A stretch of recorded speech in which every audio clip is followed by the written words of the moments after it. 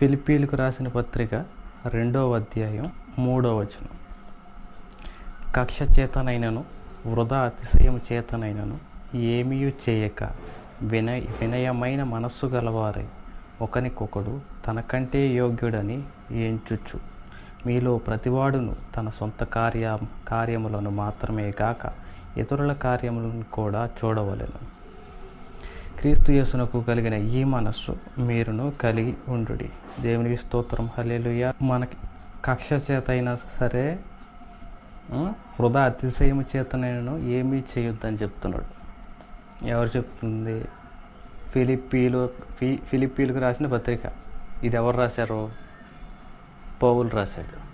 పౌలు ఖైదీలో ఉండి కూడా, జైల్లో ఉండి యేసుక్రీస్తు సువార్త ప్రకటిస్తున్నాడని పౌల్ని ఏం చేశారంటే జైల్లో పెట్టేశారు.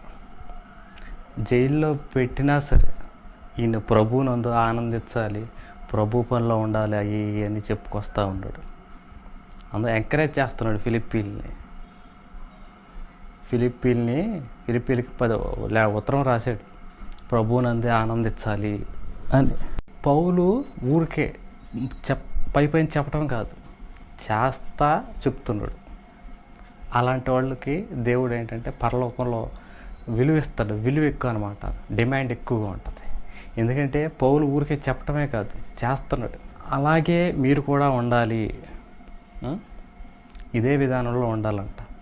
ఇబ్బంది అయినా ఏదైనా సరే, జైల్లో ఉన్నా ఏదైనా సరే ప్రభువుని బట్టే వచ్చిందిగా. యేసు ప్రభు బట్టే పౌలుకి ఇది తిప్పలు. దాన్ని ఎంతో గొప్పగా ఘనతగా ఎంచుకుంటున్నాడు. దేవుడు చెప్పాడుగా, నా నిమిత్తం మీరు నిందపాలైనా ఏదైనా సరే, ఏ ఇబ్బంది పాలైనా సరే అది మీకు ఘనత అని, పరలోకంలో మీకు గొప్ప బహుమానం, మెప్పు, ఘనత కలుగుతాయి అంట. ఏది? యేసు ప్రభువుని బట్టి ఈ భూమి మీద నిందపాలైన, హింస కానీ ఏదైనా సరే యేసు ప్రభువుని బట్టి మనం ఈ భూమి మీద బాధపడ్డామంటే ధన్యులు అంట. పౌలు కూడా అందుకే ఆనందిస్తున్నాడు. ఎందుకంటే ఇది ధన్యకరమైన జీవితం. మనం దేవుని బట్టి ఏమైనా ఇబ్బందులు వచ్చినప్పుడు సంతోషిస్తే ఇక ధన్యులు అనేది ఇక ఉండరు అన్నమాట. ప్రతిరోజు ఒక వజ్రం, బంగారం, వజ్రం లాంటి దాంతో సమానం. ఎలాగంటే మనం ఈరోజు దేవుని బట్టి ఆనందించామంటే అది దేవుడు ఆ జీవగ్రంథం అని కాదు, వేరే గ్రంథాలు అవి ఉంటాయి పరలోకంలో, అందులో రాయబడి ఉంటాయి. ఫలానా అతనికి ఇన్ని ఇబ్బందులు ఉన్నా, శరీరంలో అనారోగ్యం ఉన్నా, ఆర్థిక స్థితిగతులు అంత ఏం బాగపోయినా కానీ నా ఫలానా కుమారుడు నన్ను బట్టి ఆనందించాడు కాబట్టి నువ్వు ఆనందించినట్టుగా పరలోక లిస్టులోకి వెళ్ళిపోయింది. కాబట్టి నువ్వు ఆనందించిన దాన్ని బట్టి నీ విశ్వాసం కనబడుతుంది. ఆనందించిన దాన్ని బట్టి విశ్వాసం కనబడుతుంది కదా, విశ్వాసం కనబడుతుంది కాబట్టి దేవుడు మెచ్చుకుంటాడు. ఎవరైతే దేవుడిని ఈ విధంగా విశ్వసిస్తారో, అబ్రహాం కూడా 10 సంవత్సరాలు వెయిట్ చేశాడు. దేవుడు నీతిమంతుడు, న్యాయవంతుడు, నాకు చెప్పాడు పిల్లోడిని ఇస్తాడని, ఇంకా ఇస్తాడని అలా ఓర్పుతో ఎదురు చూశాడు. దాన్ని బట్టి దేవుడు నీతిమంతుడిగా ఎంచాడు. నమ్మకానికి దేవుడు ఫ్లాట్ అయిపోయాడు. అబ్రహాం నమ్మినందుకు ఫ్లాట్ అయిపోయాడు. అలా ఏంటంటే విశ్వాసించటం ద్వారా మనం దేవుడికి ఫ్లాట్ అయిపోతాడు అన్నమాట. మనల్ని మెచ్చుకుంటాడు, మనల్ని నీతిమంతుడిగా ఎంచేస్తాడు. అందుకని మనం ప్రతిదినం కూడా దేవుళ్ళు ఆనందించాలి అని.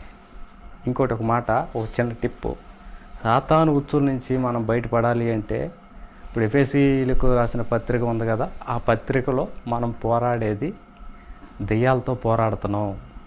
ఆకాశంలో ఉన్నాయి, భూమి మీద ఉన్నాయి, ఈ దెయ్యాలతో పోరాడుతున్నాం అని చెప్తుంది కదా ఆ పత్రిక. ఆ దెయ్యాల నుంచి మనల్ని మనం ఎలా కాపాడుకోవాలంటే నోటు ప్రార్థన చేసుకోవాలి. ముఖ్యంగా మనం అలవాటు కొద్దీ పొద్దున సాయంత్రం గంట అలా చేసుకుంటాం కదా క్రమం తప్పకుండా, దానివల్ల అంత పెద్దగా ప్రతిఫలం అయితే ఉండదు. ఎందుకంటే అలవాటు కొద్దీ చేస్తున్నాం కాబట్టి దానికి అంత డిమాండ్ అయితే, అంత విలువ అయితే ఉండదు. ఎప్పుడైతే మనం ఆ పొద్దున గంట సాయంత్రం గంట కాకుండా మిగిలిన సమయంలో మనం నోట్టో కానీ దేవుడి గురించి యేసు రక్తం స్తుతి స్తోత్రం నాయన ఏదో విధంగా ఏదో ఒక దాన్ని బట్టి ఏదన్నా కొత్త వస్తువు ఏదన్నా కొన్నాం దాన్ని బట్టి దేవుడిని ఆయన కొత్త వస్తువు వచ్చింది ప్రభా నీ కృపను బట్టి నీకు స్తోత్రం అని ఏదో విధంగా అలా హుషారుగా రోమాలు నిక్కబడవాలి. అలా ఆ టైపులో మనం కానీ నోట్లో మన పనులు చేసుకుంటానే నోట్లో కానీ స్తుతించగలిగితే మీకు దర్శనాలు కానీ మామూలుగా రావు.